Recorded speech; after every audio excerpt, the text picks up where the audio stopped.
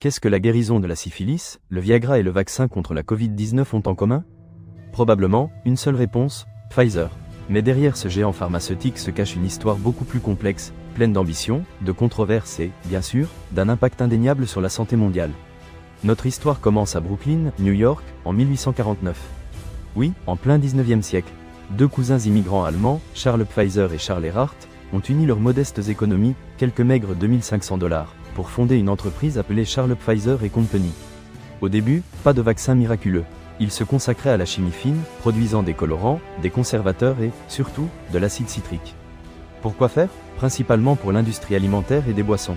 Imaginez, Pfizer sucrant votre Coca-Cola bien avant que Coca-Cola n'existe. Les premières années ont été de pure survie. Concurrence féroce, marge serrée et l'ombre constante de la faillite. Mais Pfizer avait quelque chose que les autres n'avaient pas, une vision. Une capacité d'adaptation qui leur permettrait de surmonter les tempêtes et d'en sortir renforcés. Le premier grand coup de chance est arrivé avec la guerre de sécession américaine. Le gouvernement avait désespérément besoin d'analgésiques et d'antiseptiques pour ses soldats. Pfizer a répondu à l'appel, produisant en masse de la morphine et de l'iode. La guerre a été une horreur, mais aussi un catalyseur pour la croissance de l'entreprise. Ensuite, est venu l'acide citrique fermenté, une avancée technologique qui a révolutionné la production de cet ingrédient essentiel et a propulsé Pfizer au sommet de son industrie. Soudain, la petite entreprise familiale s'étendait, construisant de nouvelles usines et embauchant plus d'employés. Le XXe siècle a apporté de nouveaux défis et opportunités. L'ère des antibiotiques était à nos portes, et Pfizer était déterminé à en faire partie. La pénicilline, découverte par Alexander Fleming, promettait d'être une guérison miraculeuse pour les infections bactériennes. Le problème était que la produire à grande échelle était un véritable casse-tête. C'est là que Pfizer a de nouveau démontré son ingéniosité. Ils ont investi massivement dans la recherche et le développement, perfectionnant un processus de fermentation qui permettait de produire de la pénicilline en quantités industrielles. Grâce à Pfizer, la pénicilline est passée d'un traitement expérimental à un médicament accessible à des millions de personnes. La Seconde Guerre mondiale a encore accéléré ce processus. Le gouvernement américain avait besoin de toute la pénicilline possible pour traiter ses soldats blessés. Pfizer est devenu un fournisseur clé, sauvant d'innombrables vies et consolidant sa position de leader dans l'industrie pharmaceutique. Après la guerre, Pfizer s'est diversifié, explorant de nouveaux domaines thérapeutiques et lançant sur le marché une série de médicaments innovants. Mais c'est à la fin du XXe siècle qu'est arrivé son véritable coup de maître, le Viagra. Le Viagra, initialement développé comme traitement pour l'hypertension artérielle, s'est avéré avoir un effet secondaire inattendu, il améliorait la fonction érectile.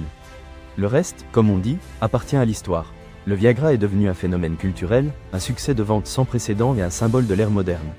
Mais l'histoire de Pfizer n'est pas exempte d'ombre. Au fil des ans, l'entreprise a été confrontée à des accusations de pratiques commerciales peu éthiques, de publicité trompeuse et de manipulation des prix. Certaines de ces accusations ont donné lieu à des poursuites judiciaires et à de fortes amendes.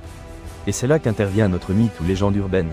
Est-il vrai que le Viagra a été découvert par pur hasard, alors que les scientifiques de Pfizer cherchaient un remède contre l'angine de poitrine? La réponse courte est oui, mais avec des nuances. Il est vrai que le sildenafil, le principe actif du Viagra, était étudié pour traiter l'angine de poitrine. Mais les essais cliniques initiaux n'ont pas été très prometteurs dans ce sens. Cependant, les chercheurs ont remarqué que certains patients présentaient des érections comme effet secondaire. Au lieu de jeter le médicament, les scientifiques de Pfizer ont décidé d'étudier cet effet secondaire plus en profondeur. Et ainsi, grâce à une combinaison de sérendipité, de recherche rigoureuse et d'une bonne dose de perspicacité commerciale, le Viagra est né. Aujourd'hui, Pfizer est l'une des plus grandes sociétés pharmaceutiques au monde, présente dans plus de 175 pays et réalisant un chiffre d'affaires annuel de plus de 50 milliards de dollars. Son portefeuille de produits comprend des médicaments en vente libre aux thérapies innovantes pour des maladies complexes comme le cancer et la maladie d'Alzheimer. La pandémie de Covid-19 a de nouveau placé Pfizer au centre de l'attention mondiale. Son vaccin, développé en un temps record en collaboration avec BioNTech, s'est avéré être un outil crucial pour combattre le virus et sauver des vies. Mais il a également suscité des controverses, des débats sur les brevets et des accusations de privilégier les profits à l'accès équitable au vaccin. Pfizer, un nom qui évoque l'espoir, l'innovation et le progrès. Mais aussi un nom associé à la polémique, à la controverse et au pouvoir implacable de l'industrie pharmaceutique. Une entreprise qui a transformé la médecine, mais qui a également fait l'objet de critiques et d'examens minutieux. Parce que parfois, derrière un simple logo, il y a toute une histoire que peu connaissent.